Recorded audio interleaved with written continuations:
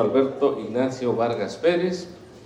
La conferencia se titula Los tres agentes del cambio social: familia, universidad y empresa. Solicito a los presentes, le otorgamos por favor un aplauso a nuestro ponente.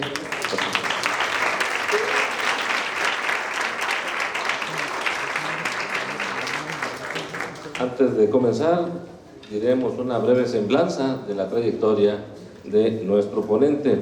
Alberto Vargas es doctor en filosofía por la Universidad de Navarra en España, es miembro del Sistema Nacional de Investigadores del CONACYT y de la Asociación Filosófica de México. Actualmente es director del Departamento de Antropología de la Universidad Anáhuac. Ha sido investigador visitante en la University de Notre Dame, es vicepresidente de Leonardo Paul Institute de Filosofía en Estados Unidos y asistente del director de la... Bueno, se los voy a deber. Es profesor tan invitado en la universidad en Kenia, en Perú, en países como Holanda, instituciones académicas también como Ecuador, Colombia y Perú. El tema central de su investigación es la noción de persona como don y las áreas de investigación, las cuales trabaja en las disciplinas de la antropología filosófica, filosofía de la familia, filosofía política, teoría del conocimiento y estudios interdisciplinares. Es autor de los libros Genealogía del Miedo, un estudio antropológico de la modernidad, Ser y Don, una teoría antropológica del juego, entre otras. Bueno, sin más, le cedo los micrófonos a nuestro invitado, doctor Vargas. Bienvenido. Muchas gracias.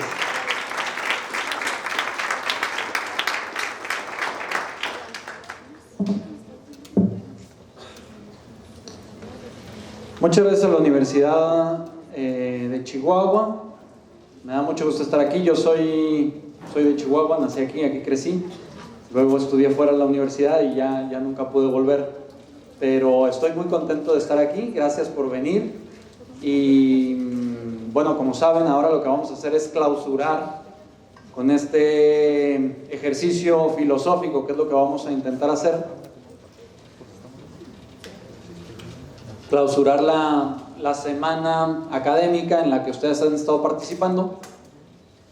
Y lo vamos a hacer precisamente con la filosofía, porque la filosofía está al inicio y también está al final. El ejercicio filosófico, la cultura se inaugura con el ejercicio filosófico y también pues se orienta hacia el futuro, se tensa hacia el futuro también con el ejercicio filosófico. ¿A qué nos referimos con un ejercicio filosófico? Váyanse poniendo cómodos, porque lo que vamos a hacer es sentarnos, detenernos un momento a pensar. Eso es lo que vamos a hacer, una especie de spa intelectual. Vamos a detenernos a pensar. ¿Y qué es pensar? ¿En qué consiste pensar? Pues pensar, me gusta describirlo, es una actividad y me gusta describirla como detenerse a pensar. Es llamativo porque justo introducimos la misma noción en la definición. Si se dan cuenta, en el fondo no estamos haciendo una definición, sino que estamos describiendo una actividad, y esa actividad requiere de detenerse. Vivimos en un mundo sumamente complejo, y parte de esa complejidad tiene que ver con la velocidad, la rapidez. Vamos demasiado rápido. Eso significa que lo central en nuestro momento histórico tiene que ver con el hacer. El ser con frecuencia se identifica con el hacer. ¿Quién soy? Dependiendo de lo que hago. Y por lo tanto, el hacer pues tiene como prisa. Hoy tenemos como mucha prisa por hacer. Y vamos de un lado a otro y de una clase a otra. Y viene la pregunta. Como universitarios, ¿pensamos? O sea, ¿qué tanto nos detenemos a pensar? Claro, si estamos moviéndonos demasiado, haciendo demasiadas cosas, pues entonces el pensamiento se compromete, queda comprometido. Pasamos por la universidad y a lo mejor no conseguimos gozar de esa actividad propia del universitario, que es el pensamiento. ¿En qué consiste ser universitario? Si los que estamos aquí somos incapaces de responder a esa pregunta, pues entonces podemos decir, ya podemos incuar, prever que estamos en crisis. ¿Cómo podríamos definir o describir una situación de crisis? Pues crisis tiene que ver con que hay algo que nos corresponde hacer, que si nosotros no lo hacemos, nadie más lo va a hacer por nosotros. Y cuando alguien no sabe eso, cuando no sabe qué es lo que le corresponde hacer, que si no lo hace él, nadie más lo va a hacer por él, entonces se empieza a introducir en una dinámica de crisis. Y eso tiene que ver con el pensamiento. No saber qué es lo que me corresponde hacer. Es como en el fútbol estar un poco mal parados. En las relaciones internacionales estar un poco mal parados. ¿Qué es lo que le corresponde hacer a México hoy en el panorama mundial? ¿Quién lo está pensando eso? ¿Qué es lo que le corresponde hacer? ¿Lo estará pensando nuestro secretario de Relaciones Internacionales? ¿Nuestro secretario del Exterior? ¿Lo estará pensando? ¿Quién está pensando eso? ¿Las universidades? ¿Estarán pensando cuál es el rol de México en el mundo? ¿Qué es lo que si no hace México nadie más va a hacer por él?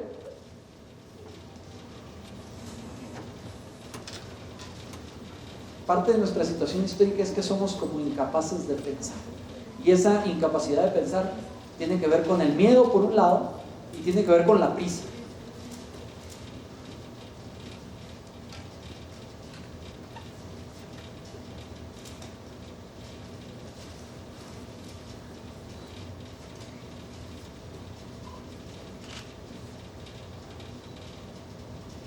El pensamiento va acompañado del silencio. Quien no es capaz de guardar silencio es incapaz de concentrarse.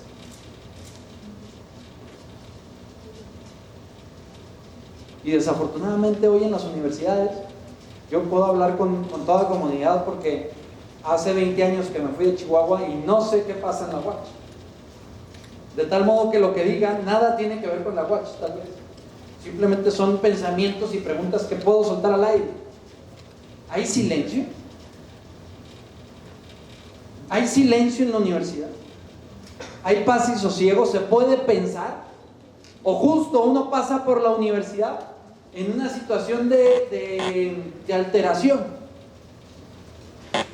Una especie de estupidez educativa. ¿En qué situación estamos?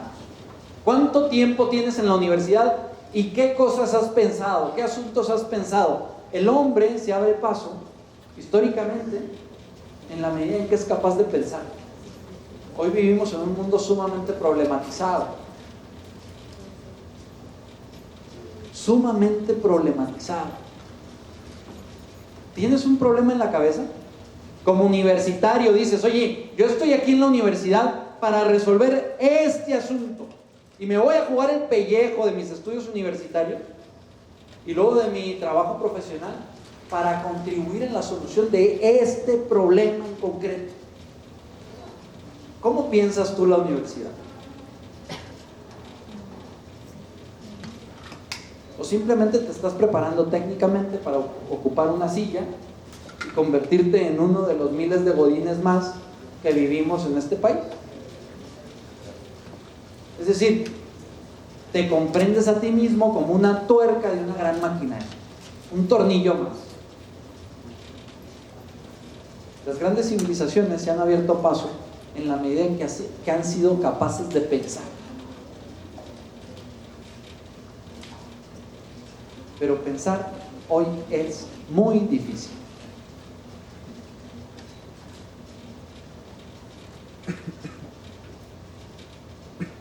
Recibimos tantos inputs que entonces nos cuesta mucho trabajo concentrarnos. Nos cuesta mucho trabajo concentrarnos. Y sin concentración no se puede pensar. Decíamos, pensar es detenerse a pensar. Pero quien es incapaz de concentrarse, les voy a hacer una pregunta típica de filósofo. ¿En qué consiste la ventaja de innovación? ¿En qué consiste la virtualidad de un clavo? O sea, ¿qué hace un clavo ser una innovación histórica? No sé si lo habías pensado. Este es el tipo de cosas que pensamos los filósofos. Cosas más interesantes, obviamente. ¿Cómo era el mundo antes del clavo? Es decir, porque sí sabes que no siempre ha habido clavos, obviamente, ¿no? No siempre ha habido sillas ni mesas. Sí, adelante. Dime, perdón. El nudo del clavo. Bueno, a lo mejor es una innovación previa, efectivamente, el nudo. Pero claro que el clavo es muy superior. Depende de para qué, de acuerdo. Pero hay algo que hace que el clavo no pueda ser sustituido con un nudo. ¿A dónde agarramos esa cuerda, ese hilo? Necesitamos un sitio, una referencia, un firme.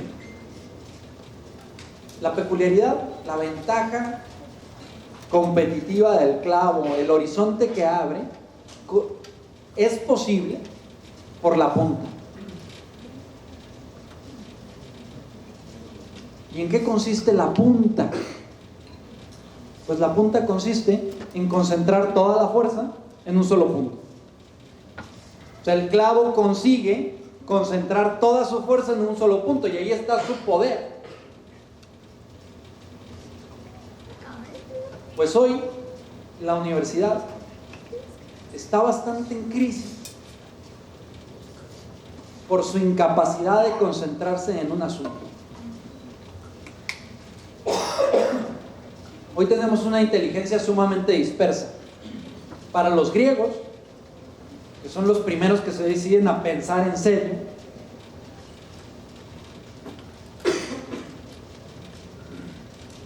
la dispersión equivale a estupidez. Así, literalmente.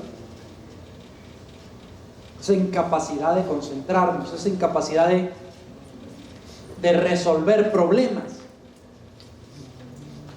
Cuando uno está disperso, se diluye, se desparrama. Así como cuando llega uno a una conferencia y entonces se desparrama, ¿no? Es decir, se aplasta ahí en el sillón y entonces ya pierde toda capacidad de concentración. O sea, está como cuando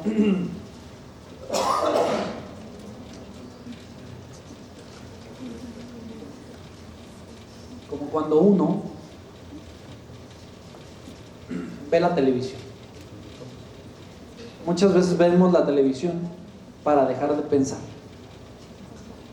y entonces nos desparramamos. El problema viene cuando la gente se la pasa viendo televisión, no viendo el celular, mandando mensajes.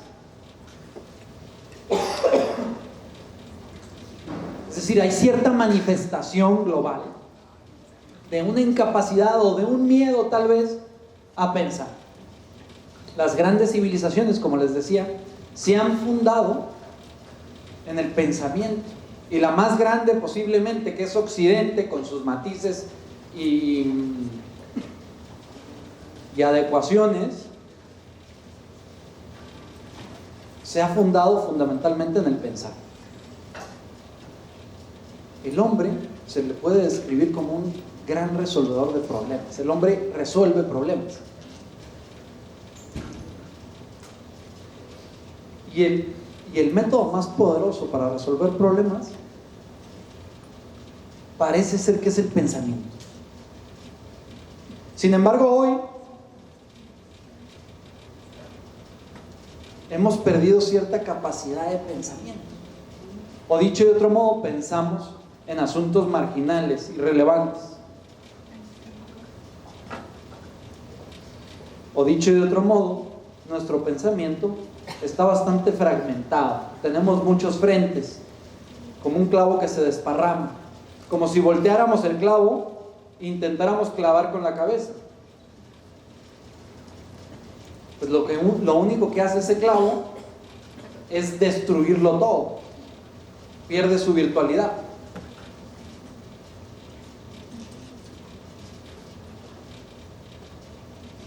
Hay algo que pasa en Grecia, en los inicios de la civilización. Hay algo que sucede ahí, hay una cierta disposición del mundo, de la ciudad, de la realidad, que abre paso al pensamiento, y entonces mucha gente piensa. Es decir, hay una gran disposición para el pensamiento. Pues hoy vivimos en un mundo donde hay una gran carencia y un gran déficit. Estamos indispuestos para pensar. Es decir, cuando alguien quiere pensar, no lo consigue.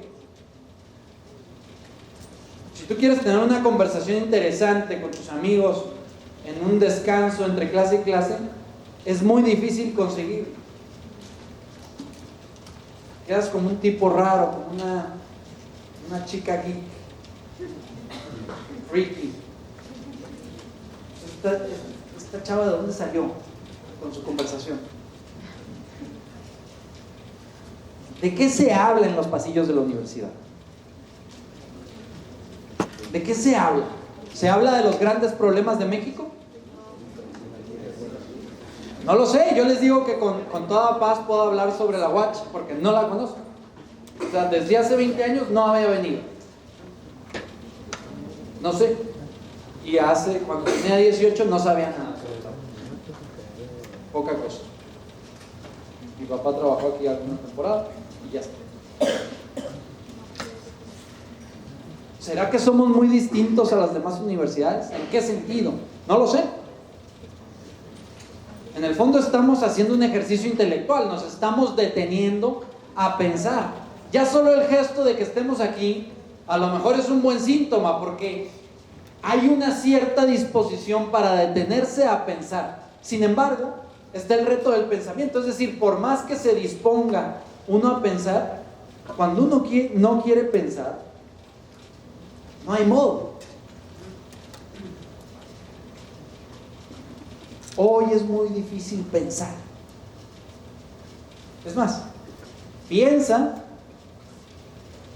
¿cuándo fue la última vez que te sentaste en silencio a pensar sobre un asunto y por cuánto tiempo? Yo vengo de una ciudad, aunque soy de Chihuahua, vivo en la Ciudad de México, que es como un pulpo, un monstruo medio apocalíptico. ¿Sí? O sea, ahí cuesta mucho más trabajo pensar. Hay mucho ruido, hay mucho movimiento, hay mucha tensión.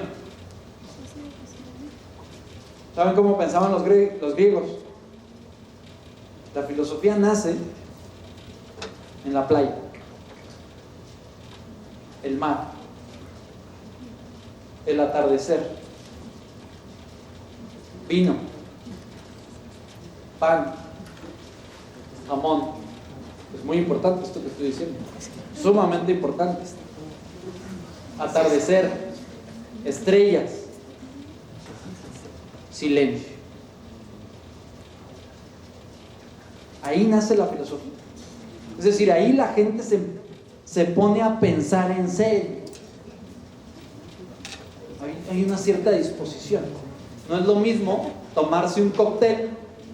No sé qué cóctel es el último que te tomaste. Un perla negra a lo mejor, ¿no? Fuiste al antro y entonces pediste un perla negra. ¿Quién ha tomado perla negra alguna vez en su vida? Alce la mano, por favor. Ok, bueno, más o menos.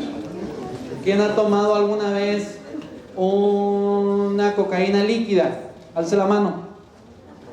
No, eso no se distribuye aquí. No estoy hablando de cocaína, la droga, ¿eh? Es un cóctel. ¿Quién ha oído hablar de la cocaína líquida? Nadie. Ya se ve que no se distribuye aquí. ¿Y ustedes la han oído hablar aquí o fuera? En artículos. Bien. Pues, claro, si tú te tomas un perla negra, ¿qué tanto puedes pensar? ¿Está hecha la bebida para pensar? ¿Sí? ¿En qué piensas cuando te tomas un perla negra? En el desmadre que va a venir en las próximas horas, ¿no?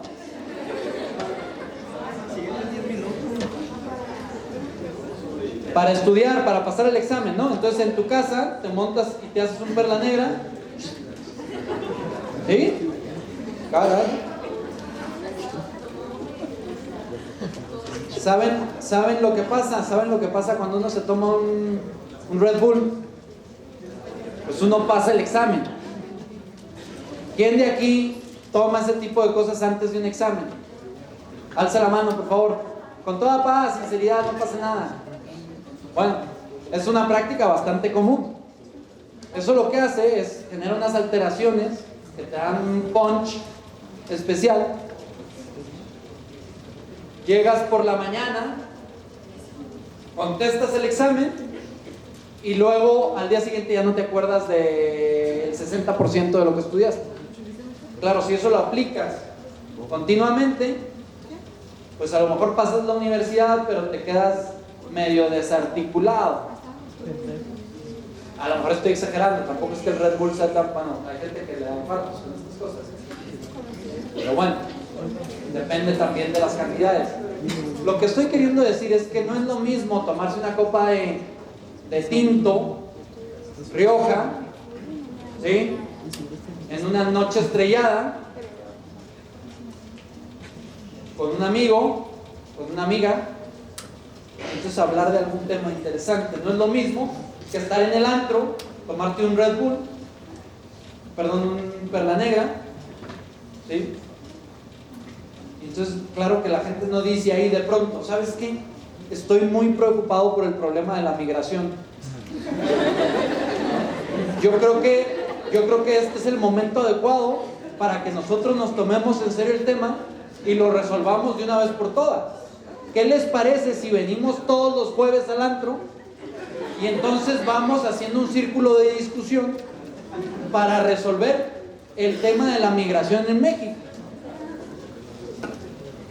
Claro que tú dices eso, ya estás solo en ese momento.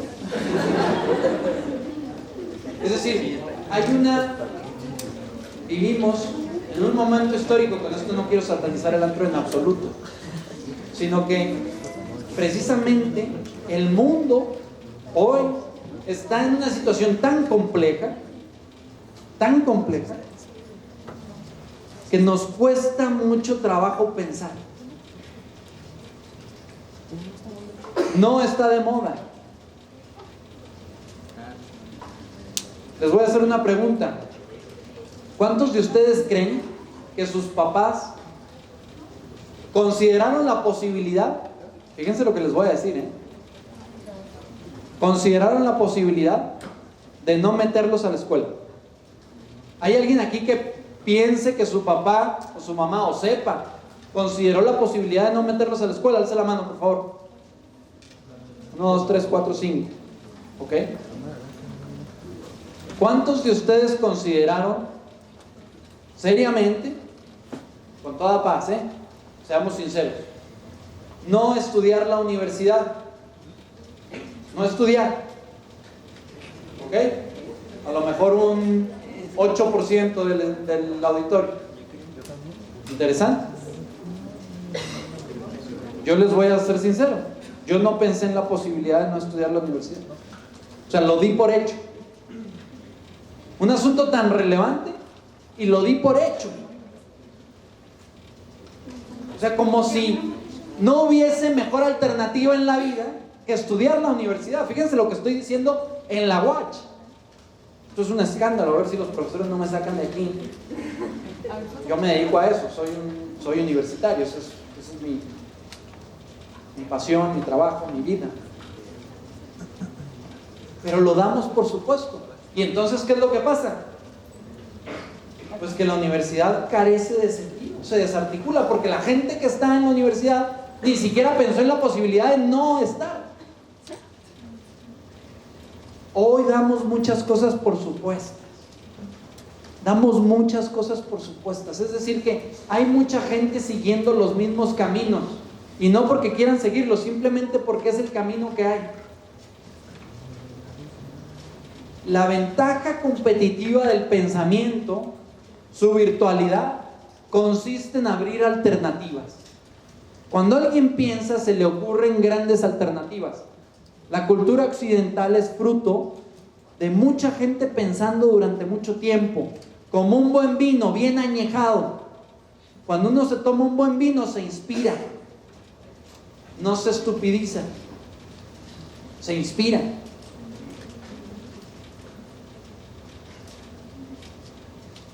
Nuestra situación histórica es sumamente compleja.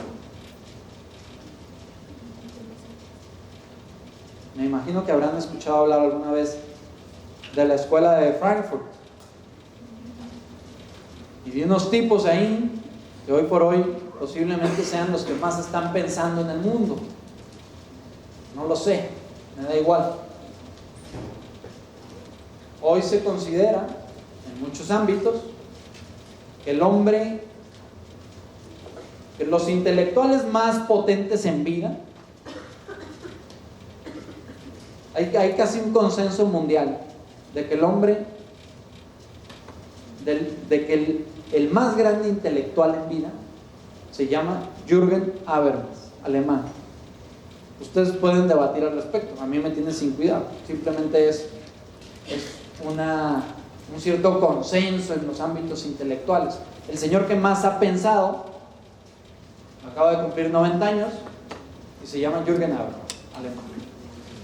Y este señor se dedica a pensar nuestra situación histórica. O sea, ¿qué es el problema propio de nuestra situación histórica? Porque hay muchos, ¿no? Si nos podemos enlistar, pues hay muchísimos, cuéntenme ustedes. La gente no estudia, esto es una realidad. Incapaces de leer, somos libremente analfabetas. Libremente analfabetas, o sea, somos analfabetas porque queremos. Nos encanta ser analfabetas. Leemos el Facebook, el Instagram, ya ni siquiera Twitter, publicidad,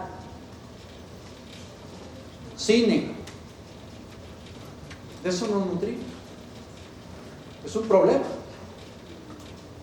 Pero hay muchísimos problemas: narcotráfico, inseguridad, trata de personas, tráfico de órganos. Hoy este es uno de los grandes problemas, el tráfico de órganos. Violencia intrafamiliar, discriminación. Son problemas bien complejos si los piensan. O sea, no sé si alguno aquí tiene como propuesta de vida resolver el problema del tráfico de órganos. Es un problema muy complejo, porque no solo es gente, voy a simplificarlo, que se roba a un niño para traficar con él. Hay todo un escándalo con Planet Parenthood.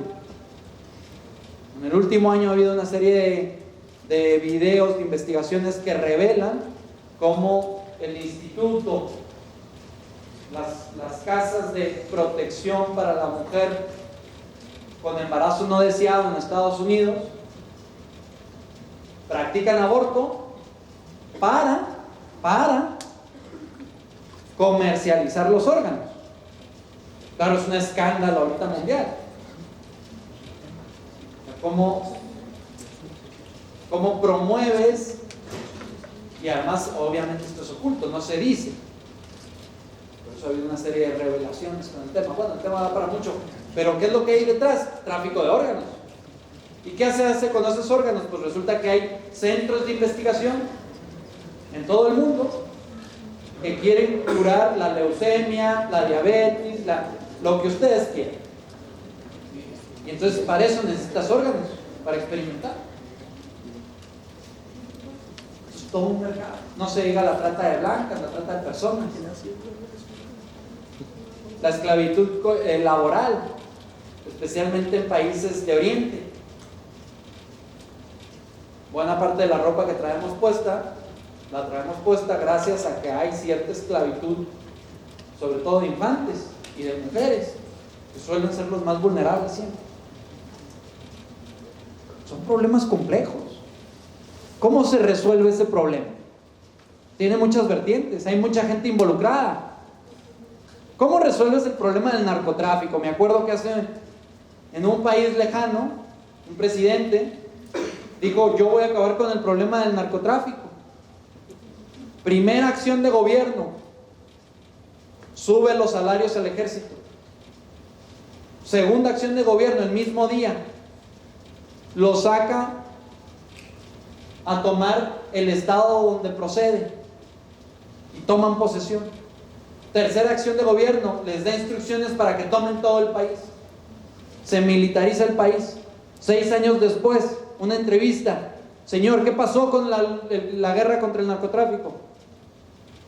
Me ha faltado considerar a la sociedad civil, a la comunidad internacional, al empresariado, a los maestros, a las instituciones educativas, a las iglesias.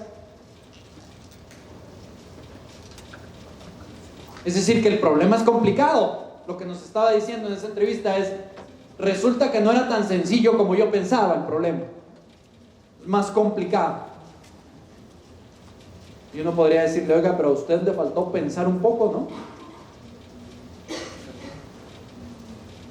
¿Cuántas botellas de Ribera del Duero se tomó pensando y dialogando con gente que sabe del asunto para decidir hacer eso? Cuando no se piensa, de hecho, parte de la problemática en la que estamos es los daños colaterales. Hoy, en donde vivimos es en una experiencia constante de daños colaterales, en todos los ámbitos. En la guerra contra el narcotráfico, en la nutrición. ¿Alguien piensa cuando se toma un perla negra cuáles son los daños colaterales? Y cuando no se toma uno, sino uno cada semana. Oye, ¿y los daños colaterales de poner una planta cementera en tal sitio? ¿Piensas en los daños colaterales? Por ejemplo, ¿piensas de dónde van a salir los empleados? ¿Sabes que tienen familias? ¿Construyes escuelas, parques, hospitales? ¿O solo pones tu planta, piensas mucho en tu planta, haces todos los cálculos, todo el estudio financiero, la construyes y luego vienen los daños colaterales? O sea, le pensaste mucho, pero no pensaste en lo fundamental, es decir, te faltó una visión global de la realidad. Pensaste rápido, con prisa. ¿Ustedes saben cuántos Oxxos se abren al día? ¿Alguien sabe? 3 Oxxos al día. O sea, imagínense lo que eso significa. Eso significa selección de el terreno, contrato de arrendamiento, contratación de personal, estudio de los espacios, canales de distribución. O sea, hay mucho detrás de un Oxxo. Tú vas al Oxxo con toda paz. ¿Ustedes creen que el Oxxo piensa cada vez que abre un Oxxo que se va a cerrar la tiendita de la esquina? Pues no. ¿Y ustedes creen que Bimbo piensa que se van a acabar las panaderías?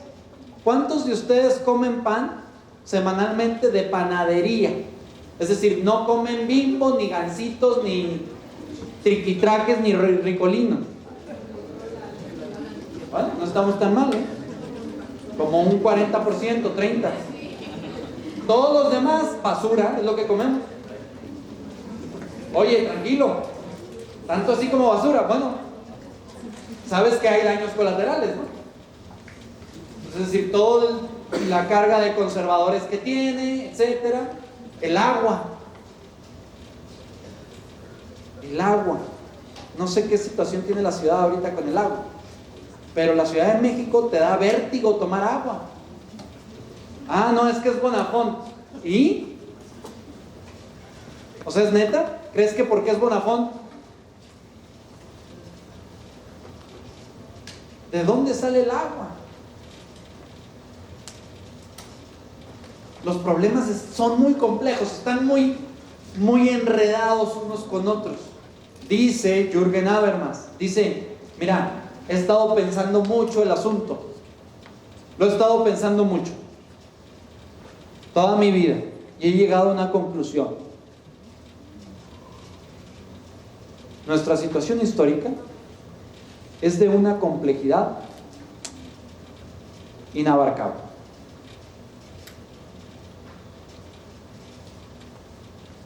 Voy a repetir. No sé si sabemos lo que estoy diciendo. Repito. ¿No? El señor que parece ser que se ha puesto a pensar más en cuál es el problema de nuestra situación histórica. ¿Sí? Porque cada uno piensa en sus problemas, ¿no? Yo en los míos, tú en los tuyos, normal. Y entonces viene la pregunta, ¿y quién piensa en global? ¿Quién está pensando cuál es el problema de todos los problemas? No sé si vieron la película La suma de todos los miedos, pues algo así. O sea, ¿cuál es el problema que articula los demás problemas?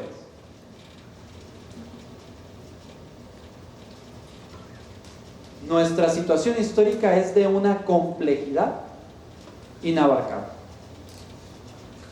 Es algo así como parecido. ¿Quién de aquí tiene novio o novia? 40%. Quiere decir que hay mucho candidato en la calle.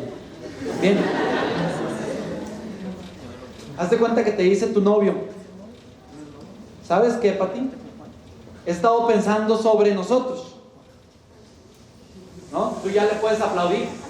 Le puedes decir, bien, campeón, por fin te pones a pensar, ¿no? Bien. He estado pensando entre nosotros, Pati. Y he descubierto que eres de una complejidad inabarcable.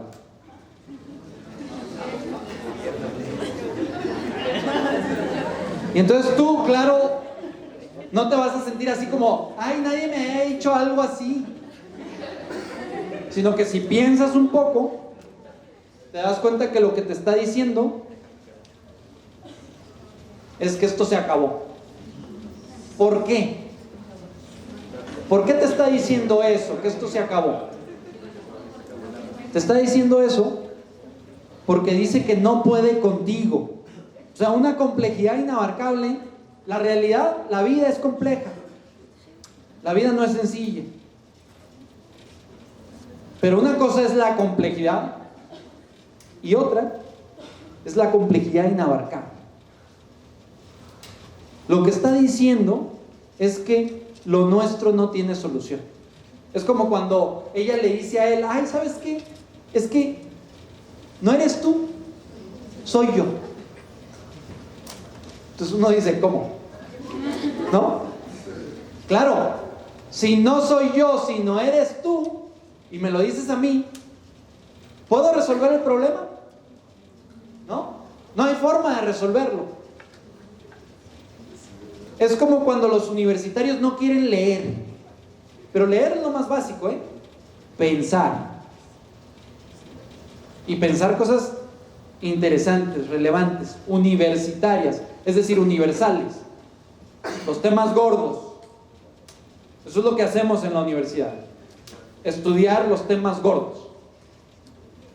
Desafortunadamente hoy en la universidad, pero yo estoy escupiendo para arriba, estoy hablando de mí, de las universidades que conozco. Desafortunadamente en la universidad nos dedicamos a estudiar los temas marginales. Cuando yo estaba estudiando el doctorado en España, le preguntabas a los colegas, oye, ¿tú en qué estás haciendo tu tesis? Y entonces te decía uno, no, mira, yo estoy estudiando el ojo izquierdo del tigre albino del Nepal en el siglo XVIII, casi XIX. Entonces tú lo volteas a ver y le dices, pues seguro que eres el que más sabe sobre el ojo izquierdo del tigre albino del Nepal en el siglo XVIII, casi XIX. No, pues eres una persona que sabe mucho sobre el ojo izquierdo del tigre albino, ¿no? O sea, casi lo que me está diciendo es, de todo lo demás no tengo ni idea. Es como cuando uno se acerca demasiado a un asunto. Entonces, oye, ¿qué tan bien estás viendo esta manchita de la pared? ¿Ustedes la pueden ver? ¿No? Los que dicen que sí mienten con los dientes. Esta manchita de la pared solo la veo yo. Pero de hecho es solo lo que veo. Es decir, pensamos mucho, pero perdemos el horizonte. Y entonces, si cada uno piensa mucho en una partecita, en mi partecita, pues entonces como que no piensa tanto, ¿eh? O sí piensa, pero hay algo que se pierde al pensar. Es decir, como que el pensamiento, es como cuando tú te echas tus triquitraques, tu gansito, ¿no? Este es el momento del gansito, ¿no? Sales de clase y le dices allá a tu raza, es el momento del gansito. ¿Sí? Hay gente así, aunque no lo creas, ¿sí? ¿No? Entonces, pero no piensa en todo lo demás, o sea, le falta perspectiva. Es lo que, ¿por qué hay tanta obesidad en México? Sabes que somos el segundo país más obeso del mundo, ¿no? Seguro que lo sabes. ¿Por qué? Pues porque cuando comemos no pensamos. Sobre todo hay dos grandes factores. La Coca-Cola. Sí, tú sabes que los caños se destapan con la Coca-Cola, ¿verdad? Sigue tomando. Bien, campeón. Sigue, ¿eh? ¿No? Critica a los cerveceros y sigue tomando tu Coca-Cola. Dos grandes factores: cerveza y Coca-Cola. O sea, hace unas décadas, ahorita yo creo que ya no pasa eso, no lo sé, pero hace unas décadas solo había dos personas que llegaban a todo el país, a cada aldea, a cada esquina, a cada grupo, comunidad rural: el señor de la Coca-Cola y el señor de Bimbo. Y de hecho, los programas sociales se comunicaban a través del señor de la Coca-Cola y del de Bimbo. ¿Sabes esto? No creas que llevaban libros, ¿eh? No llevaban, ¿no? Eso hubiera estado interesante, que le hubiéramos dicho al señor de Bimbo: oiga, ¿y si monta una biblioteca ambulante? Fíjense qué interesante, ¿no? Ah, nadie ha pensado en eso. ¿Cómo? O sea, somos medio imbéciles, ¿no? Somos incapaces de pensar en alternativas. Eso es lo que hace el pensamiento. El pensamiento lo que hace es abrir horizontes, alternativas, algo que está fuera de la caja.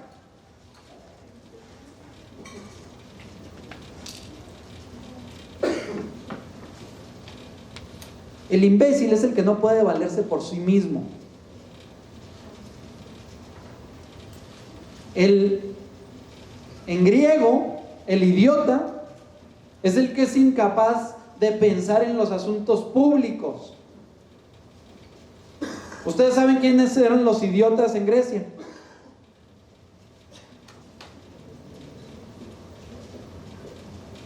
No es que fueran los tontos, sino los incapaces de pensar en los asuntos públicos. Atención, concéntrense, no caigan en el cliché.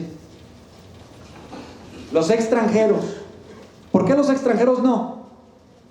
Porque no son parte de la ciudad. O sea, llegan y no saben, no conocen efectivamente. O sea, llegan y no saben. Es como yo puedo hablar de la UACH, no puedo.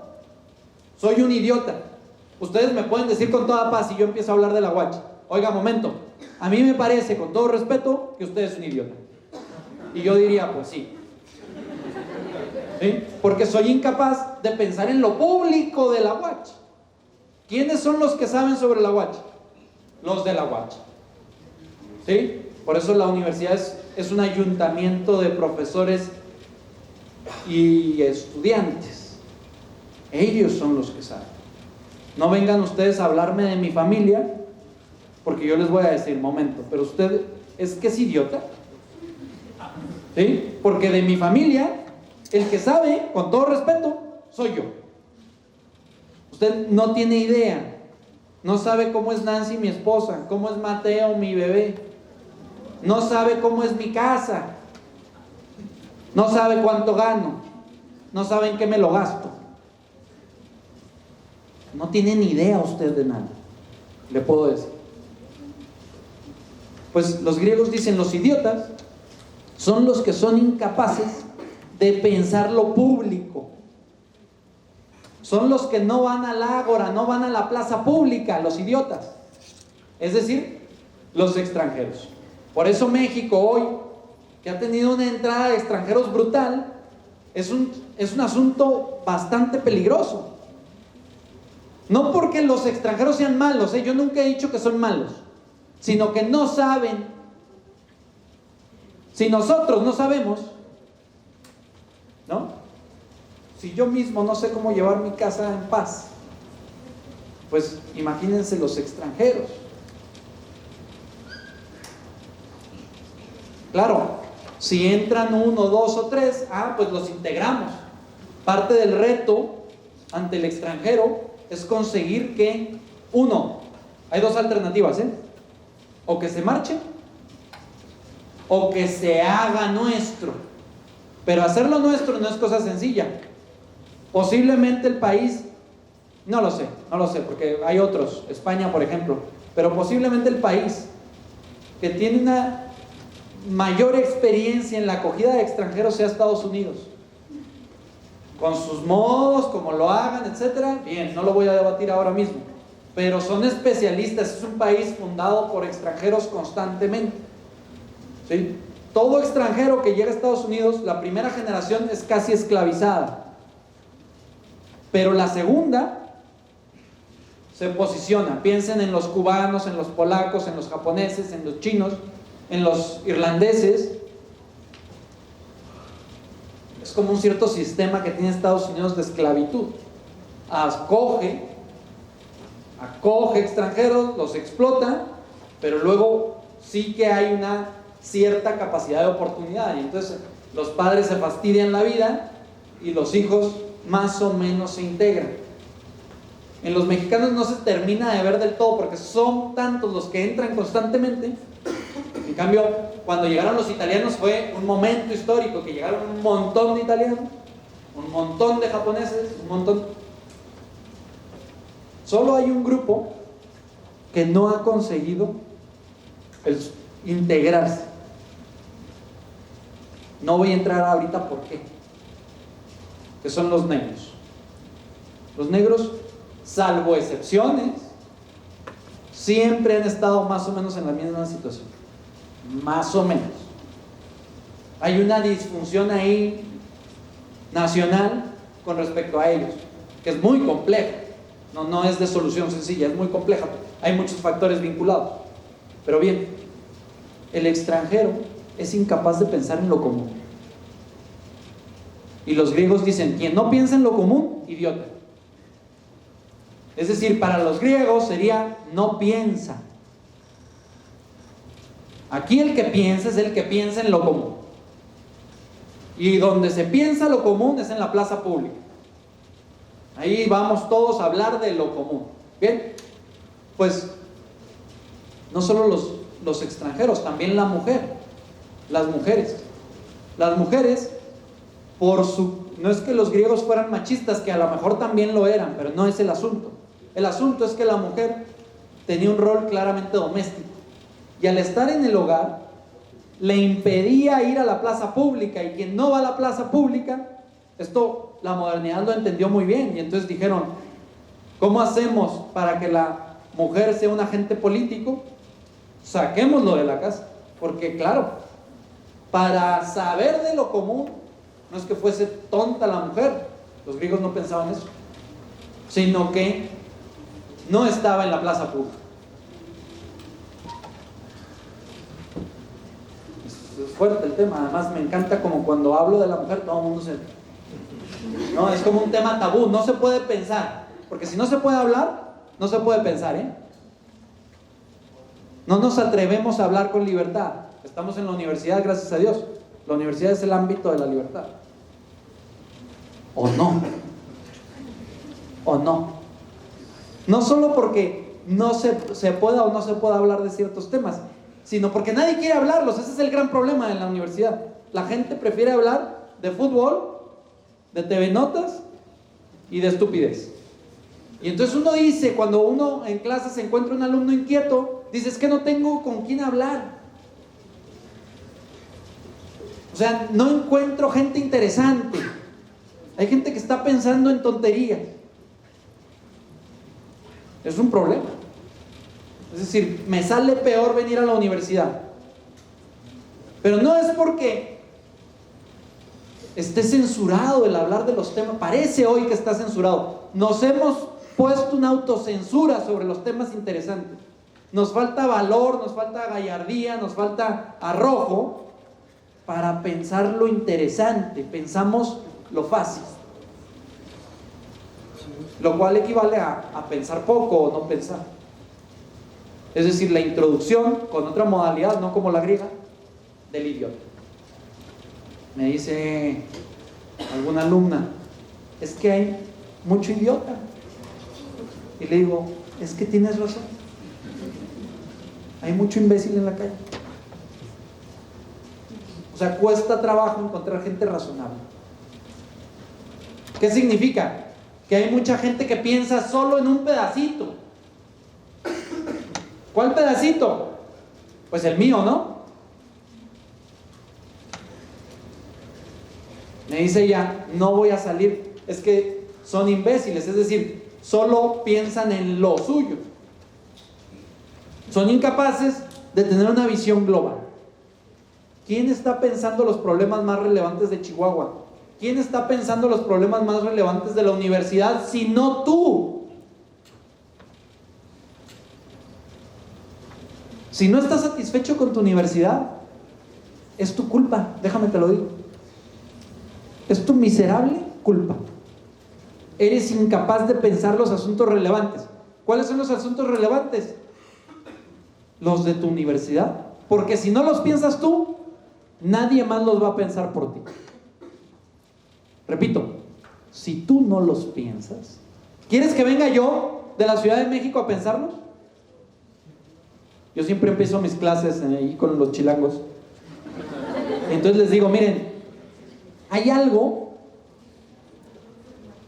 Además tengo ahí un norteño, no es de Chihuahua, pero es de Culiacán. Entonces les digo, hay algo que los norteños tenemos claro. Y entonces alza la mano el culichi y dice, profe, todo lo tenemos claro, profe. Bien, le digo, bien campeón, bien campeón. Y entonces ya después de la broma les digo, no, en serio, hay algo que todos los norteños tenemos claro, al menos cuando yo vivía aquí, que el origen de todos los problemas de este país es la Ciudad de México. ¿Sí o no? Más o menos, ¿no? Cuando yo vivía aquí, se pegaban calcomanías que decían, haz patria y mata a un chilango. Literal.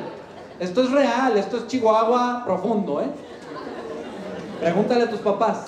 Haz patria, o sea, sé mexicano matando a un chilango. Era medio en broma, medio en serio, ¿eh? Medio broma, medio en serio. Bien, pues yo así les digo a los chilangos, ¿no? O sea, dense cuenta que aquí es. Y claro, cuando uno va a la Ciudad de México, no de turista, pues se da cuenta de que es una ciudad sumamente problematizada. Pocas ciudades están problematizadas, pero luego les digo, pero no se preocupen,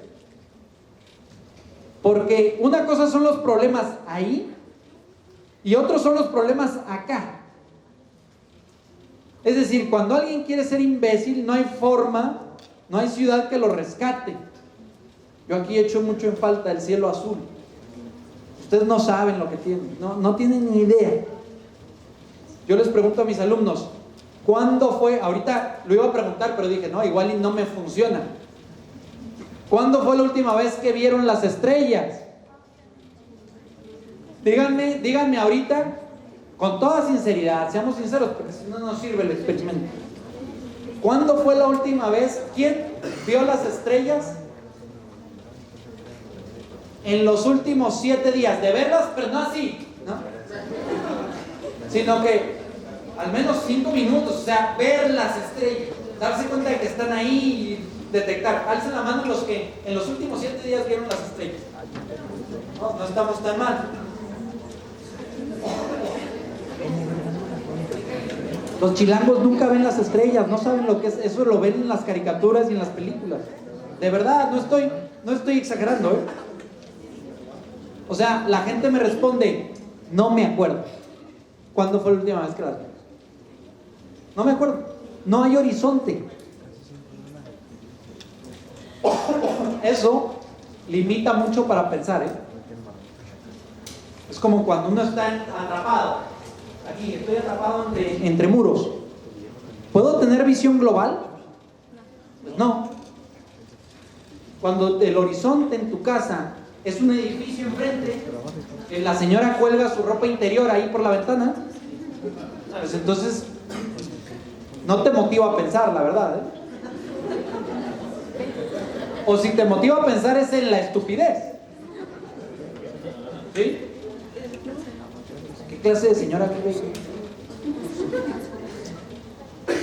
Es la estupidez. Cuando alguien piensa esas cosas, se introduce el idiota, ¿saben? Nuestra situación histórica es de una complejidad inabarcable, porque somos nosotros mismos el problema. Es decir, oye, es que a mí me gustaría ir a la universidad, hablar de temas interesantes, tener círculos de lectura con mis amigos, reuniones de debate. Sí, me gustaría todo eso. Leer por los pasillos, tirarme en los jardines y leer y leer y leer. Pero ¿sabes qué? No quiero. O sea, me gustaría, pero no quiero. Es decir, ¿quién es el problema? Pues uno mismo. Es como si, oye, Beto, yo soy Beto. Oye, Beto,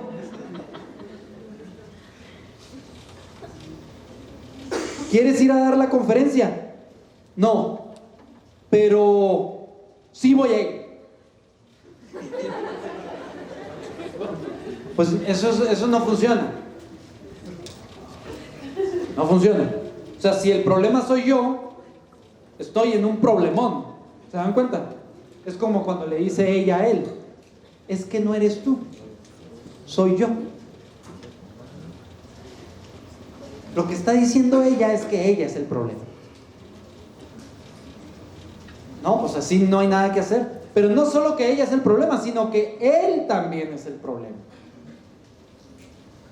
Es decir, no hay nada entre tú y yo. No hay nada que tú seas capaz de hacer porque el problema soy yo. Entonces tú también eres un incapaz, un imbécil. No puedes conmigo. Estamos en una situación muy complicada. ¿Cuál es el origen, díganmelo ustedes, del problema ecológico? El hombre mismo. No por nada los que se toman en serio la ecología, de un modo radical, dicen, para resolver el problema ecológico, matemos al hombre. Pero esto es real, ¿eh? ¿Saben, no? La gente bien radical dice esto, o sea, ¿no? Todos ustedes son una gente tan indeseable que para que las ballenas puedan saltar por el mar, hay que meter cuchillo. Suena radical, pero tiene bastante sentido, ¿eh? Te lo voy a decir.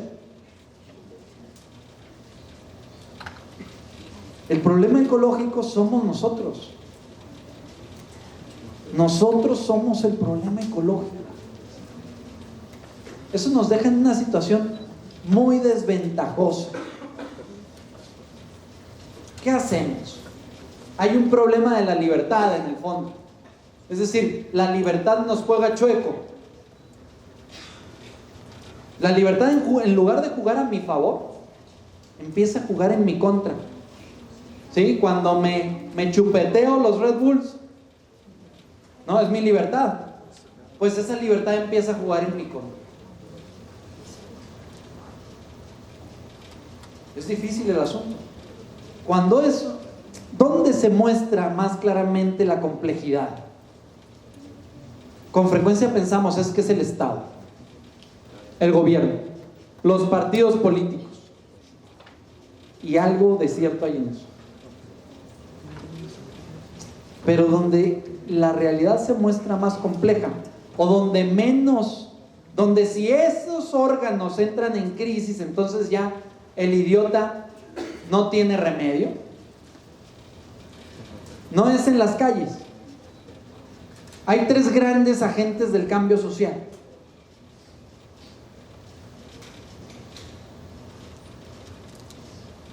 La familia. Esto sí es romántico. Hoy es un tabú hablar de la familia, ¿no? Hablemos del narcotráfico, del Estado y los partidos políticos, del sistema de votaciones y elecciones, a ver si es justo y equitativo, la ley y la Constitución. Y no hablamos de temas interesantes. Nadie piensa sobre la familia. Cuando uno es idiota en la familia, esto no tiene solución. ¿Qué significa? Cuando ni en la familia eres capaz de pensar en lo público, en lo común. O sea, llegas al refri y lo saqueas y te vale quién más está ahí. Y llegas a tu casa y te metes a tu habitación y dices, hasta luego, campeones, y te pones a ver tu serie. Surge el idiota en la casa, ¿no? Los demás pueden decir, el idiota de la casa. Es decir, alguien que es incapaz de pensar, de tener una visión global. Cuando eso sucede, la ventaja competitiva de la familia, una de las grandes ventajas de la familia, es que está todo dispuesto de tal modo que cuesta mucho trabajo ser idiota. Hay que empeñarse. La familia está dispuesta de tal modo que uno puede pensar en global. Todo te anima a pensar en global. Te toca lavar los trastes. Sirve la mesa. Cuida a tu hermanita. O sea, está todo dispuesto, no hay escapatoria. Uno tiene que huir. Hoy la gente huye de sus familias. O las familias están de tal modo fragmentadas que entonces no facilitan. Uno de los grandes problemas de la universidad son las familias. Claro, esto es así, ¿eh? Y entonces, ¿ahora qué vamos a hacer? Bien, pues uno de los grandes agentes del cambio social son las familias. La comunicación, con frecuencia en las universidades, no se piensa en términos familiares, pero quien no sabe comunicar en casa, no sabe nada, ¿eh? Es idiota.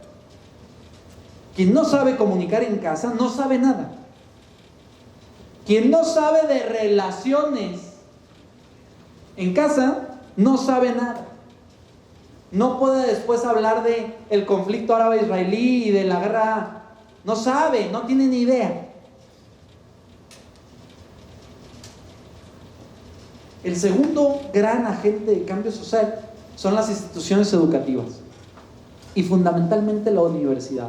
Ustedes están en un momento, en un hito de su historia. O sea, la sociedad dispone todo para que ustedes durante 4 años piensen. Y luego pasa 1 o 4 años y le preguntas, oye, campeón, ¿y qué pensaste? ¿Mandé? ¿Qué? Sí. O sea, la universidad está dispuesta más o menos para que pienses en los temas de México, en los temas universales.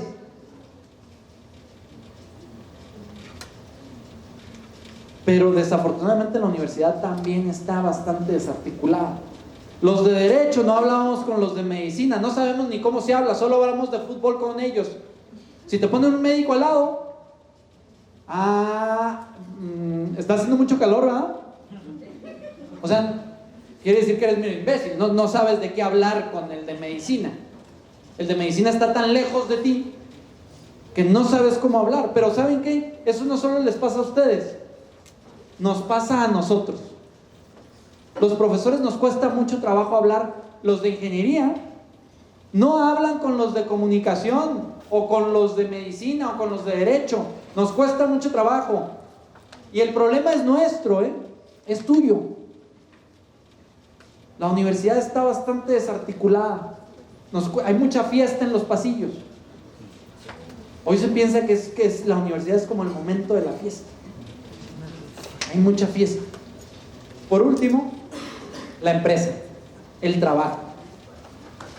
Un sitio donde está dispuesto, donde se puede pensar en común, es en el trabajo. Mira, un buen jefe vale como toda la universidad. Si tú tienes 4 años de un buen jefe, eso casi te vale como una universidad. Por eso te voy a hacer una sugerencia. Cuando salgas de aquí, no veas a ver quién te contrata. Ve y busca con quién quieres trabajar. Valórate. Valórate un poquito. A veces la vida es complicada y uno tiene que agarrar lo que haya, sí. Pero muchas veces uno simplemente se entrega sin pensar. Cuando vayas a una entrevista de trabajo, diles: oye, quiero saber quién va a ser mi jefe, quiero entrevistarlo. Así. Porque 4 años de mi vida, 5 años, los próximos que esté aquí, ¿sabes qué? Valen algo. No soy un idiota.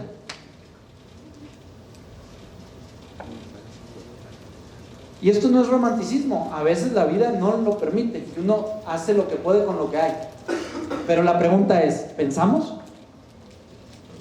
En la empresa se aprende a pensar en común, en el trabajo, en las organizaciones, no solo la empresa como el corporativo. En las organizaciones, a lo mejor tú vas a trabajar en una ONG o vas a trabajar en, no sé, pues ahí se aprende a pensar en común.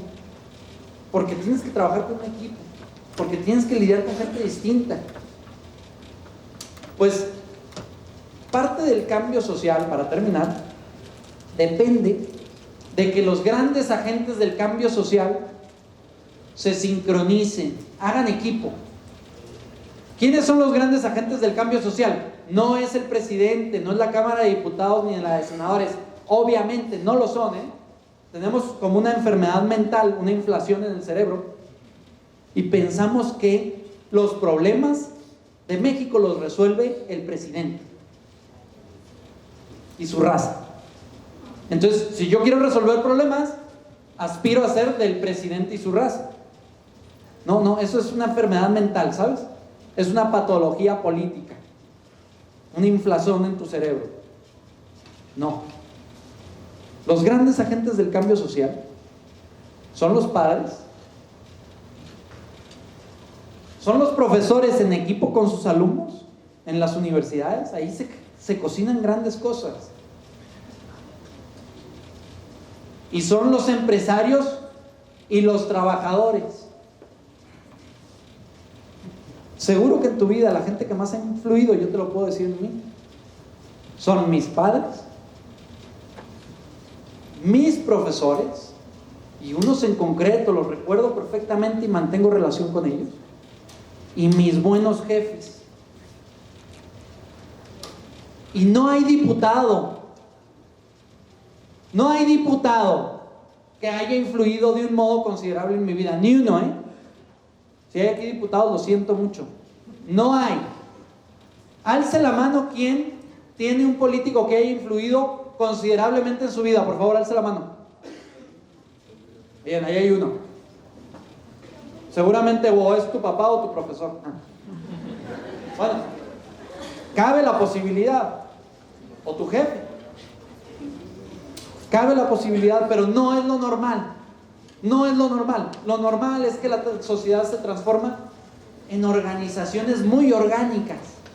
como la familia, la universidad y la empresa.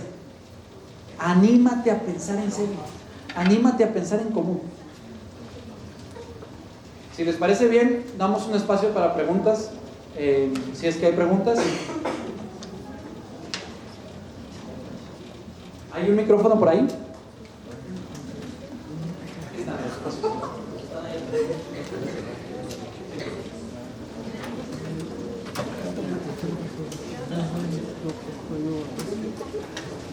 Acá hay una pregunta adelante, hay otra ahí atrás. Alcen la mano, por favor. Ahí está Juan. Sí, gracias. En cuanto termines, por favor, le pasas el micrófono y se lo van pasando. Listo, adelante, si te quieres presentar. ¿Qué tal? Buenas tardes, me llamo Leonardo. ¿Me levanto? ¿Puedes pegarte más el micrófono? ¿Mande? ¿Puedes pegarte más el micrófono? Sí, ya. ¿Qué tal? Mi nombre es Leonardo y quería preguntarle si considera que en la actualidad es un reto más grande para los jóvenes mantener una concentración o pensar más debido a toda la gratificación instantánea que generan las redes sociales y la tecnología de la actualidad. Sí, sin duda las redes sociales y la tecnología. Hoy hay muchos estudios pedagógicos de neurociencias que dicen que al menos a los niños hay que mantenerlos alejados. O sea, sin duda que están organizados de tal modo que aturden.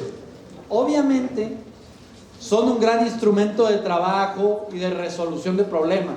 Sería un error pensar lo contrario, me parece. Pero es necesario, justo como el problema es la libertad personal, si uno no forma bien su libertad, su capacidad de inteligencia, entonces es muy fácil que se estupidice con esas tecnologías. Por eso, no por nada, pues lo que se está diciendo hoy en el ámbito pedagógico es alejemos a los niños de esas tecnologías.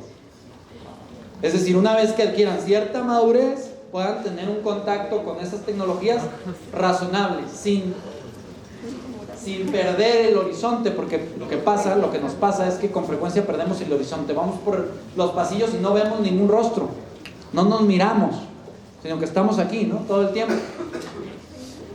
No sé si te da alguna coordenada. Gracias. ¿Alguien más? ¿Otra pregunta? Aquí adelante, por favor. ¿Quién tiene el micro? Si alguien más va a hacer una pregunta, se alza la mano y así ya Juan puede saber por dónde. Adelante, si te quieres presentar. ¿Qué pasa cuando... Soy Karen. ¿Qué pasa cuando los padres, algunos de los maestros y las personas que están a cargo de nosotros en el trabajo son idiotas? Es un gran problema. Es un gran problema. Y pasa, y a todos nos pasa. Pero te voy a decir algo, Karen. Esto espero que te sirva. Y te lo digo pensando en mí, no en ti, porque no te conozco. Al lado de un idiota, siempre hay otro. Es decir que si nosotros somos incapaces de aprovechar un buen profesor o un mal profesor o un mal jefe, por algo sucede, a veces así es la realidad. Pero lo que uno no puede permitir es dejarse introducir en esa lógica fragmentaria. Entonces necesitamos ser capaces de ayudarle a los demás a pensar en común. Y para eso hay un consejo socrático básico. Sócrates es el primero que empieza a pensar en común en serio. No es el único, obviamente, pero así en serio es el padre de la filosofía, Y este señor, tal vez su primer descubrimiento es un descubrimiento muy sencillo pero muy poderoso. Él dice, se le acercan en una ocasión y le dicen: Sócrates, dice el oráculo que tú eres el hombre más sabio de Atenas. Y él dice: ¿yo, el hombre más sabio de Atenas? Yo solo sé que no sé nada. Lo que está diciendo Sócrates ahí es que él no es imbécil, no es idiota, perdón por usar tanto esa palabra, sé que provoca y por eso la uso, pero la uso con la connotación que hemos introducido previamente. Yo no soy idiota, diría Sócrates, porque sé que no sé. Por lo tanto, no considero a nadie idiota en el fondo, sino que entro en diálogo y digo, a ver, te noto un poco cerradito, vamos a ver si te consigo abrir, porque si no te consigo abrir, quiere decir que no soy tan inteligente como parezco. No sé si se ve. Es decir, a la gente que nos parece idiota hay que hacerla entrar en razón. Y entrar en razón no a golpes, sino dialogando, pensando. Te aseguro que si tienes amigos en la universidad que no dan el ancho universitario, es parte de tu reto como universitario cambiar esa situación. Porque si no, te mimetizas con la estupidez. Muchas gracias, Karen. ¿Quién va por ahí?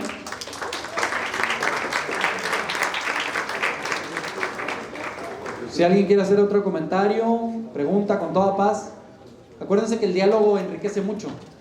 Es parte del pensamiento en común, implica dialogar, ¿no? O sea, abrirse a la posibilidad de entender al otro o que me entiendan, porque muchas veces no nos entendemos. Sí, ahí adelante. Sin micrófono, venga, alto y fuerte. Hola, mucho gusto, soy Aira Espinosa. Yo, dando congruencia a la pregunta de mi compañera, ¿cómo evitamos o cómo hacemos si nuestro círculo social es idiota? ¿Cómo puedo dialogar yo con ellos? ¿O cómo convierto que mis compañeros piensen o digan, ok, no quiero fijarme solamente en algo, quiero que nos fijemos en el entorno? O sea, ¿cómo hacemos nosotros que dialoguen, no piensen, no, de que, o sea, ubícate, hay que hacer algo más para la sociedad, o sea, cómo nosotros podemos... Bien, muy buena pregunta, porque es para profundizar, es decir, bueno, pero en concreto, ¿qué hacemos? Entonces, acuérdense que pensar significa detenerse a pensar. La primera ayuda que le podamos dar a los demás es detenerlos. Mira, lo que pasa cuando en tu casa es que uno cuando entra a su casa, si la casa ha conseguido estar bien articulada, uno se calma. Eso es un beneficio del hogar. Y es un problema hoy que hay mucha fragmentación en casa. Pues uno llega y no se calma, sino que se altera, ¿no? Bien, pero si se calmara, entonces uno empieza a pensar, a poner su vida en orden. En casa lo que uno hace es poner su vida en orden. Pues a nuestros amigos hay que detenerlos. Cálmate. Cuando alguien se está ahogando, solo piensa en sí mismo, se vuelve como idiota, ¿no? Está ahí pataleando. Un buen rescatista lo que hace es darle un golpe, noquearlo para después cargarlo y llevarlo. Bueno, obviamente no les vamos a dar golpes a nuestros amigos, sino que lo que hay que hacer es ayudarles a que se detengan, ¿sí? Que se calmen. Hay mucha prisa, cálmate. Pero no solo eso, hay que poner los temas interesantes, hay que echar el anzuelo. Es decir, hay que arriesgarse un poco a quedar como idiota. Cuando tú llegas con tus amigos, con tus amigas y sacas un tema interesante, pues te arriesgas a quemarte, ¿no? Hay que arriesgarse. El mejor modo para no arriesgarse demasiado es empezar uno a uno. Cuando uno se encuentra con uno a uno, la gente saca lo mejor de sí. En bola sacan lo peorcito. Pues hay que encontrar a la gente uno a uno. Ya que nos entendimos más o menos, entonces a lo mejor entra alguien más y entra alguien más. Y ¿sabes qué? Después de un poco de esfuerzo se hace hasta una cosa élite. La gente dice, ahí hay gente que está pensando, y cae en la cuenta y dice, soy medio imbécil. Claro, para eso hay que empezar a generar cierto grupo, ¿no? ¿Alguien más? ¿Alguna otra pregunta? Aquí adelante, sí. ¿Qué es mejor? ¿Un vino y estar solo o estar con un amigo y tomar una caguama en la banqueta? No, lo segundo, sin duda. Sin duda lo segundo. El vino es lo de menos. Pero van de la mano. No por la cerveza y por el vino, sino porque también es conveniente momentos de soledad. Les voy a decir una cosa, y esto estoy convencido, no es momento ahora de hablar de esto, pero uno nunca está solo. Cuando uno lo que hay que hacer es guardar silencio. Y cuando uno guarda silencio, cosa muy difícil, uno se descubre acompañado. Uno se descubre acompañado. Y entonces se da cuenta de que vale. Y cuando uno se da cuenta de que vale, entonces se anima a arriesgarse hacia afuera. Entonces, lo importante es dialogar, pero también hay que dialogar hacia adentro, ¿eh? Pero lo importante es dialogar, hay que atreverse a dialogar. Y si uno toma unas chéves con un amigo, hay que hablar de temas interesantes, que no necesariamente son la filosofía y la migración. A lo mejor eres tú y soy yo, tu familia y la mía, tus cosas, ¿con qué sueñas? ¿Sabes con qué sueñan tus amigos? ¿Alguien más? Sí, adelante. Entonces, ¿no comenzó con un diálogo entre usted mismo? ¿Tú dices conmigo? En mi caso. Qué buena pregunta. No sé si lo había pensado. Ahorita el que me invitó a esta conferencia, me invitó la universidad, pero concretamente me invitó Javier Valenzuela. Es que se llama Francisco Javier Valenzuela. Me invitó Javier y pasamos a mi casa. Le dije, quiero que conozcas a mis papás, ¿no? Y estábamos ahí en la casa y hay una mesa de madera circular. Entonces yo le decía, aquí, algo así, no se lo dije así, pero aquí aprendí a pensar, porque ahí se hablaba, ¿sí? No sé, o sea, yo así aprendí, pero luego pues uno también después desarrolla sus momentos de silencio, de soledad, y crece más, ¿no? No todo se aprende en casa. Es más, me atrevo a decir que ni siquiera lo más importante, ¿eh? Lo que pasa es que si no se aprende en casa, luego cuesta mucho trabajo crecer. O sea, lo más importante de ordinario está por venir. De tal forma de que si en casa no encuentras lo que quisieras, no pasa nada. Pero es tu responsabilidad buscarlo. Está por venir, ¿no? ¿Alguien más? Bueno, pues se me hace que ya estamos a punto de terminar. Muchas gracias. Perdón. Muchas gracias a todos. Un aplauso, por favor, para nuestro ponente.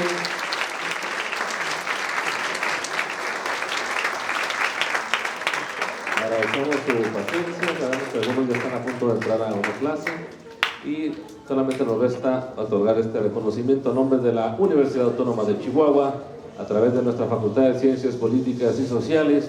Otorga el presente reconocimiento al doctor Alberto Ignacio Vargas Pérez por su destacada conferencia impartida en el marco de la 10ª Semana Académica Comunicación y Relaciones Internacionales, con la ponencia Los tres agentes del cambio social: familia, universidad y empresa, firmada el día de hoy, 26 de febrero del año 2019, por nuestro director, doctor Abraham Paniagua Vázquez. Un aplauso, por favor, para nuestro compañero.